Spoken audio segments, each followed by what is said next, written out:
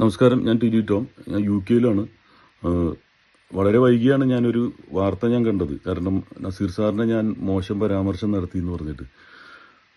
The God of Malayala cinema, the legend of Malayala cinema, Naseer സാറിനെ ആരാധിക്കുന്ന ലോകത്ത് ഒരുപാട് പേരുണ്ട്. അതിലുൾപ്പെടുന്ന ഒരു ചെറിയൊരാളാണ് നസീർ സാർ. എവിടെ കിടക്കുന്നു, ഞാൻ എവിടെ കിടക്കുന്നു. അപ്പം അത്രയും വലിയൊരു സ്റ്റാറിനെ മോശം പരാമർശം നടത്താൻ ഞാനാരാണ്?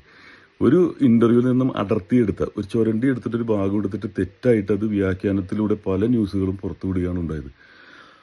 ഇത് ഈ തന്ന ഇൻഫർമേഷൻ നസീർ സാറിനെ കുറിച്ചൊക്കെ ഞാൻ നേരിട്ട് കണ്ടിട്ട് പോലുമില്ല.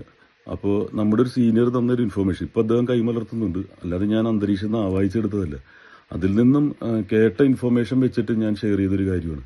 അത് ഒരിക്കലും മോശപ്പെടുത്താനോ അല്ലെങ്കിൽ അവഹേളിക്കാനോ അല്ല. കാരണം ഇവരൊന്നും നമുക്ക് തിരിച്ചു കിട്ടാത്ത ലെജൻസാണ്. പല സീനിയേഴ്സും മരിക്കുമ്പോൾ ഞാൻ അവിടെ ചെല്ലാറുണ്ട്, എൻ്റെ സാന്നിധ്യം അറിയിക്കാറുണ്ട്. നാട്ടുകാരെ കാണിക്കാനല്ല റീത്തുമായിട്ട് ചെല്ലുന്നത്. കാരണം ഇവരൊന്നും നമുക്ക് തിരിച്ചു കിട്ടില്ല. അപ്പം അത്രയും ഇഷ്ടപ്പെടുന്ന ആരാധിക്കുന്ന ഇവരെയൊക്കെ മോശം പരാമർശം നടത്താൻ ഞാൻ ആരാണ്? ഒരാളെ വാക്കുകൊണ്ട് വേദനിപ്പിക്കരുതെന്ന് പോലും അതനുസരിച്ച് ജീവിക്കുന്ന ഒരാളാണ്.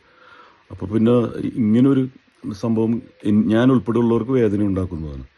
അപ്പോൾ ഇത് പ്രത്യേകിച്ച് പ്രേം നസീർ സൂര്യ സമിതി ലോകം മുഴുവനുണ്ട്. അതിലെൻ്റെ സുഹൃത്തുക്കളുണ്ട്, ജില്ലാ പ്രസിഡന്റുമാരുണ്ട്, അതിൻ്റെ സംസ്ഥാന പ്രസിഡൻ്റൊക്കെ എനിക്ക് അടുത്തറിയാവുന്നവരാണ്. ഞാൻ അങ്ങനെ ഒരു തെറ്റ് ചെയ്തിട്ടുണ്ടെങ്കിൽ നിരുപാധികം മാപ്പും ക്ഷമയും ചോദിക്കാൻ ഞാൻ തയ്യാറാണ്. കാരണം ഇത്രയും വലിയൊരു ലെജൻഡിൻ്റെ കാൽക്കൽ വീഴാനും ഞാൻ തയ്യാറാണ്. അത്രയും വലിയൊരു വ്യക്തിത്വമാണ്. അദ്ദേഹത്തിൻ്റെ മകനുമായിട്ട് ഞാൻ സ്ഥിരമായിട്ട് ഷാനവാസിക്കായിട്ട് ഞാൻ ചാറ്റ് ചെയ്യാറുണ്ട്. ആരാധന കൊണ്ട് തന്നെയാണ്. അതുപോലെ തന്നെ സത്യൻ മാസ്റ്ററിൻ്റെ മകൻ സതീഷ് സത്യൻ മാസ്റ്റർ ചോദിച്ചാൽ അറിയാം. കാരണം അദ്ദേഹത്തിനെ ഓണർ ചെയ്യണമെന്നും പറഞ്ഞിട്ട് വാദിച്ച ഒരാളാണ്. അദ്ദേഹത്തിന് ഓണർ മെഷിപ്പ് കൊടുത്തു. ഇത്തവണത്തെ മീറ്റിങ്ങിന് നസീർ സാറിൻ്റെ ശബ്ദത്തിൽ തുടങ്ങണമെന്ന് പറഞ്ഞ് വാദിച്ച ഒരാളാണ്.